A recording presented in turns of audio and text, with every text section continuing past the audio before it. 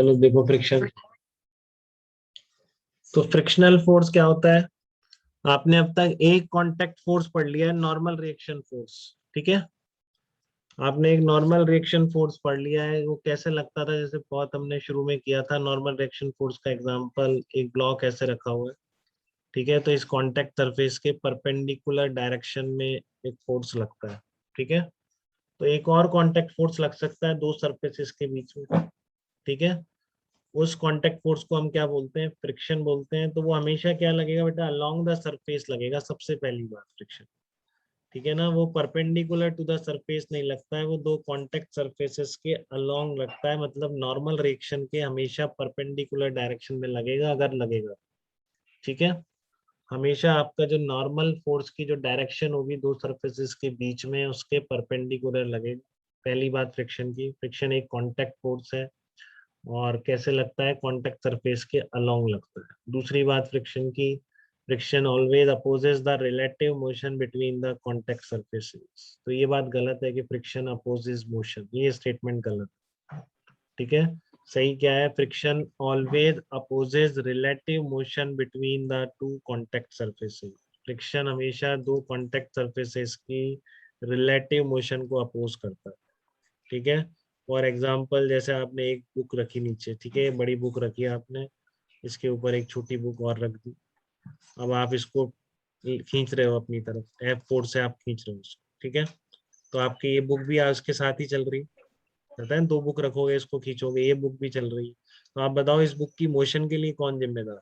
वही वाली प्रॉब्लम है जैसा हम कर रहे थे आज, ये हैंड पे रख, फ्रिक्शन ये हैंड पे जो ब्लॉक रख फ्रिक्शन के जा होगा। रहे हैं। तो यहाँ पर इस ब्लॉक की मोशन के लिए आपने देखा कौन जिम्मेदार है? फ्रिक्शन है। तो ये स्टेटमेंट गलत है कि फ्रिक्शन मोशन का अपोज करता है। ठीक है ना, यहाँ तो मोशन के लिए रेस्पॉन्सिबल फ्रिक्शन है। आप इसको स्मूथ कर दो, इसकी मोशन ही नहीं होगी। ठीक है ना, ये एग्जाम्पल किया हमने स्मूथ करके। अब ये सब करा हुआ होता है, देखो सब कुछ लिंक्ड है फिजिक्स में, आप देख पा रहे हैं।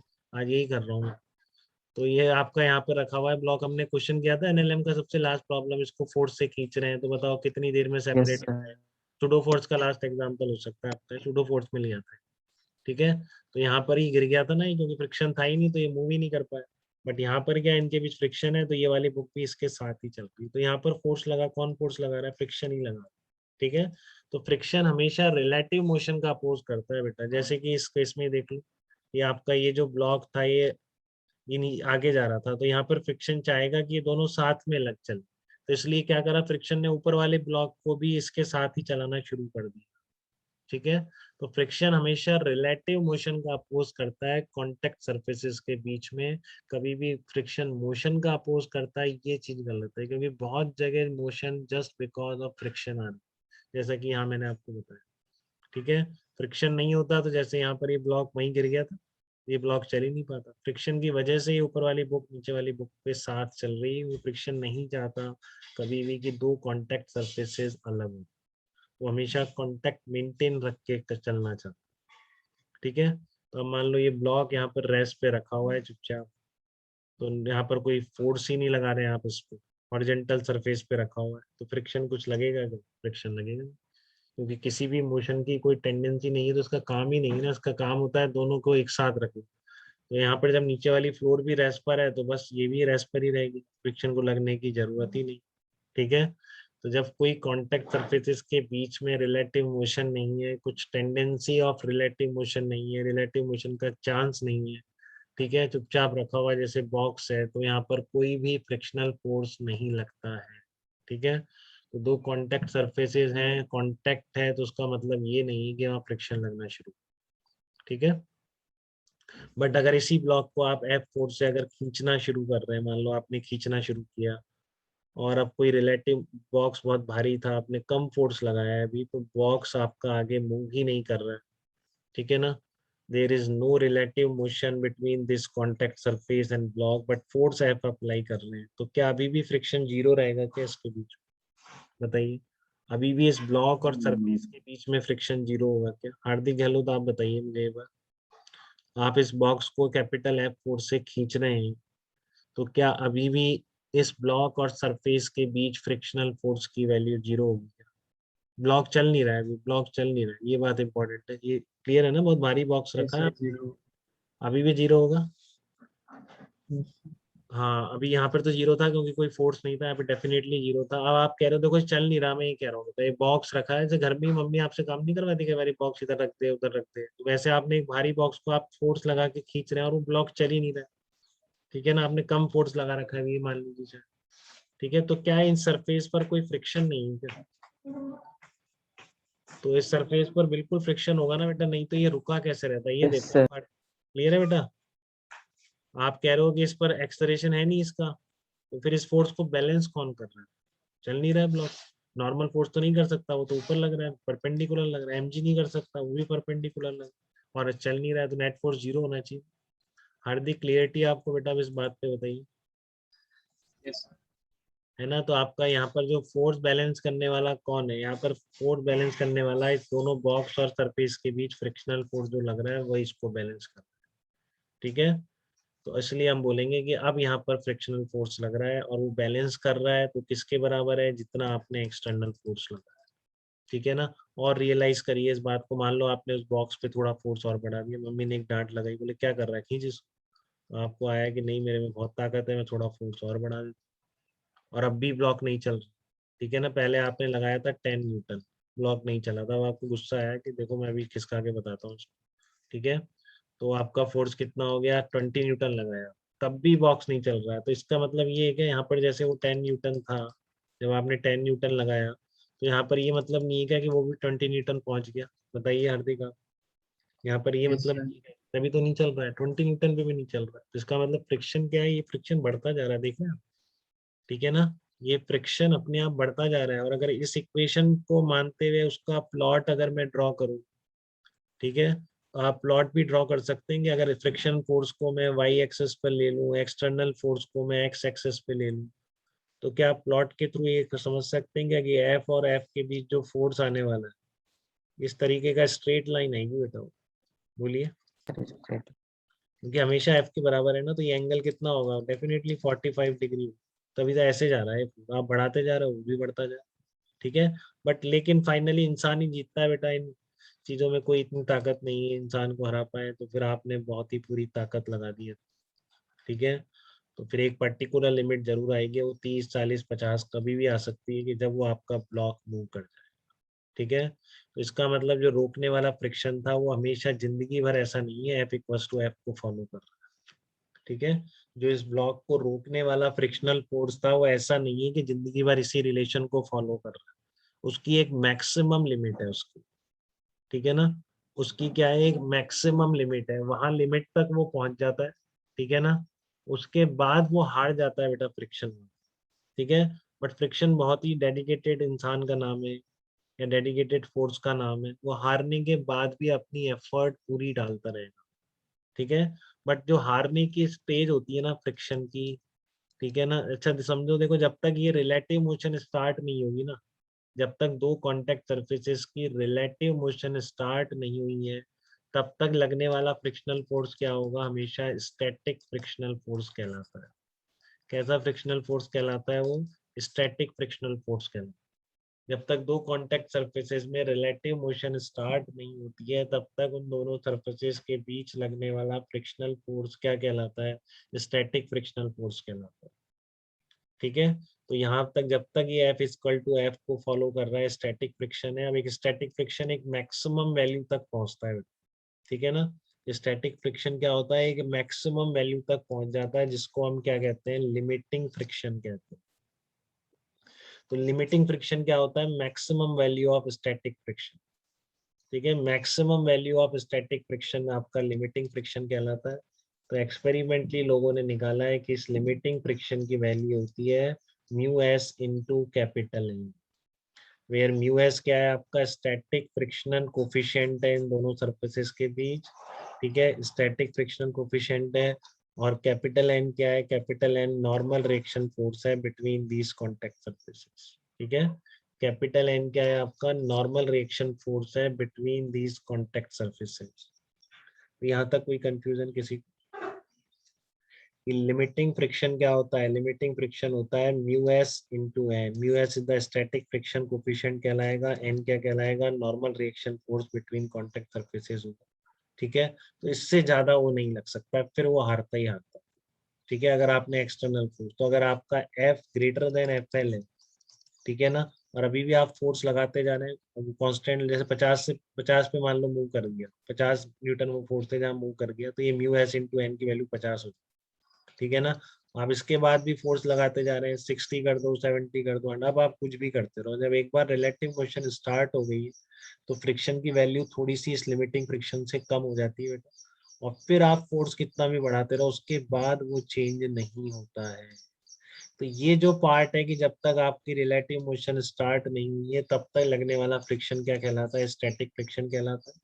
इसकी एक मैक्सिमम लिमिट होती है, सब लिखा हुआ है, आपको लिखने के चक्कर में नहीं पड़ना है, बहुत ध्यान से सुन लेना है, सब कुछ एज इट इज लिखा हुआ है, ठीक है। और रिकॉर्डेड भी आप जब चाहे सुन भी सकते हैं, दोनों तरह से रिकॉर्डिंग हो जाएगी।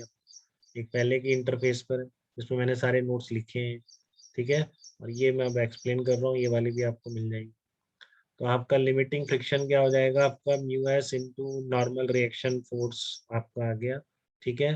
तो जब तक आपके रिलेटिव मोशन, हमेशा ध्यान रखेंगे बेटा, दो कॉन्टेक्ट सर्फेसिस के बीच रिलेटिव मोशन नहीं हो स्टार्ट होती है, ठीक है ना, तो वो सबसे खतरनाक क्वेश्चन होते हैं फ्रिक्शन के, क्योंकि वहां पर फ्रिक्शन क्लियर नहीं होता है, ठीक है ना। स्टैटिक फ्रिक्शन एक वेरिएबल फोर्स है बेटा, वेरिएबल और सेल्फ एडजस्टिंग फोर्स है, कुछ भी हो सकता है, ठीक है।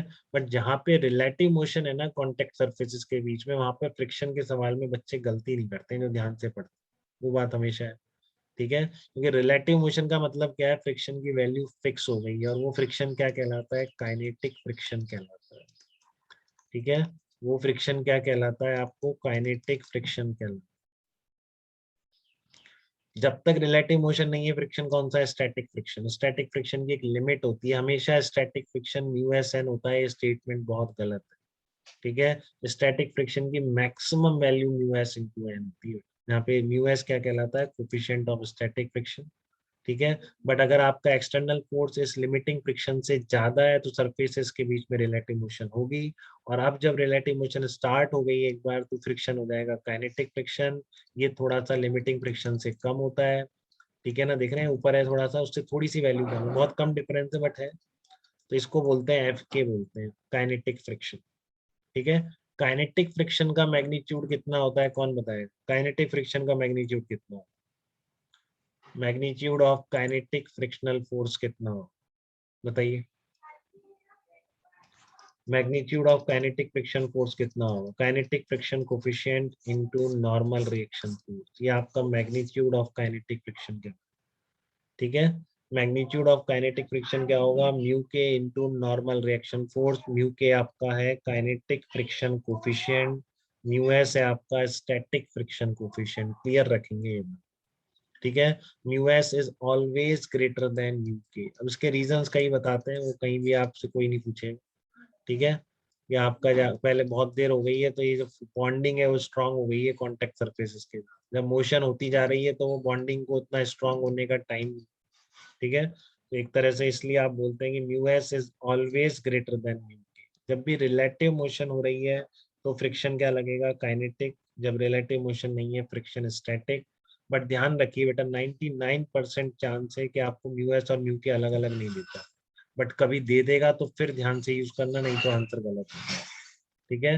जनरली वो म्यू गिवन होता है, तो बस सीधा सा हो जाता है mu into N maximum value है, और अगर काइनेटिक फ्रिक्शन है, रिलेटिव मोशन है, तो हमेशा म्यू इंटू एन फ्रिक्शन लगे, जैसे आज मैंने एग्जांपल कराया, उस ब्लॉक को आप खींच रहे थे फोर्स लगा के, ठीक है, तो चल रहा था ब्लॉक, तो वहां पे फ्रिक्शन डायरेक्टली क्या ले लिया गया, म्यू इंटू एन ले लिया, क्योंकि वहां पर क्या था, रिलेटिव मोशन थी बिटवीन कॉन्टेक्ट सरफेस, तो इसलिए फ्रिक्शन डायरेक्ट क्या ले लिया गया, म्यू एन ले लिया। जब भी रिलेटिव मोशन है कैसी भी होता है, ब्लॉक के ऊपर ब्लॉक चल रहा है, दोनों ब्लॉक की वेलोसिटी अलग है, बीच का फ्रिक्शन काइनेटिक, काइनेटिक फ्रिक्शन हमेशा म्यू इनटू, ठीक है।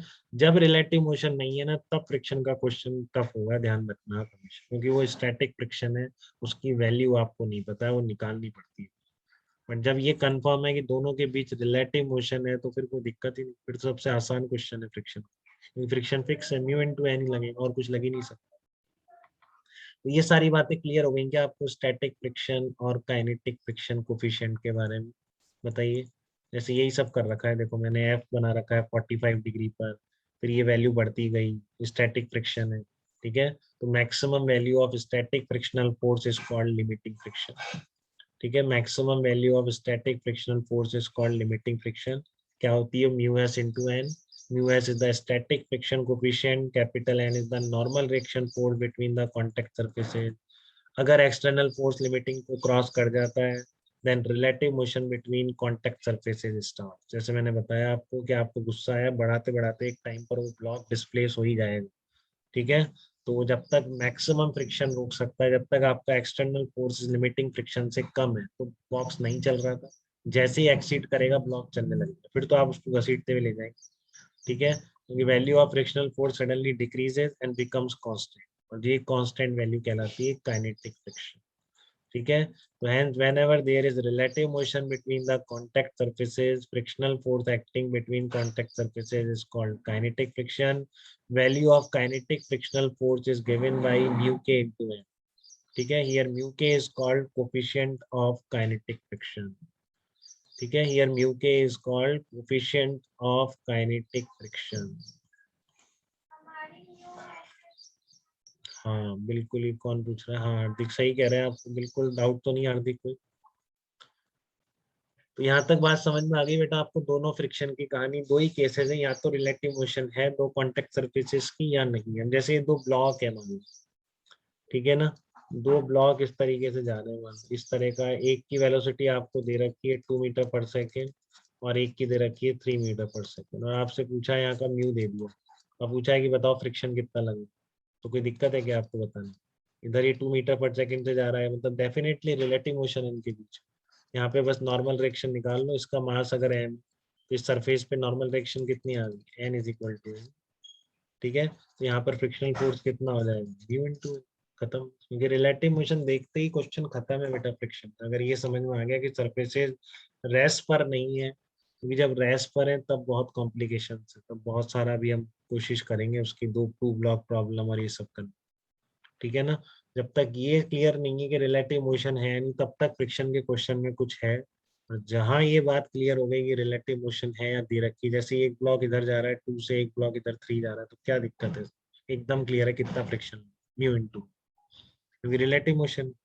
ठीक है। बट रिलेटिव मोशन नहीं है, वहां बहुत चीजें इन्वॉल्व हो जाती है कि अब कैसे निकालें कितना फ्रिक्शन है, क्या डायरेक्शन है। ठीक है। इसमें डायरेक्शन भी क्या हो जाएगी इसकी, देखो रिलेटिव मोशन के अपोजिट, इसकी वेलोसिटी ज्यादा है तो इसके रिस्पेक्ट में ये किधर जा रहा है? इस डायरेक्शन में जा रहा है ब्लॉक, इसके रिस्पेक्ट। ठीक है ना। 3 और 2 अपोजिट है ना, तो रिलेटिव क्या हो जाएगी? +5 हो जाएगी। तो इधर 5 से जा रहा है, तो ये इस पर रोकने के लिए इस डायरेक्शन में फोर्स लगा। ठीक है। और इसका रिएक्शन फोर्स इस पर क्या आ जाएगा? Opposite direction. ठीक है। बात क्लियर है सबको? तो इस तरह की टू ब्लॉक प्रॉब्लम और लेंगे। मैं जैसे यहाँ ये बता रहा हूँ आपको कि फ्रिक्शन, जब रिलेटिव मोशन है सर्फेसिस के बीच में, तो फ्रिक्शन का मैग्नीट्यूड फिक्स है म्यू के इंटू कैपिटल है। अब इतनी नॉलेज जितनी आ गई है आप में एकदम से फ्रिक्शन की, काफी सारी बातें आपको पता पड़ गई हैं, उस बेसिस पर आप ये आंसर्स लिखेंगे नेक्स्ट प्रॉब्लम।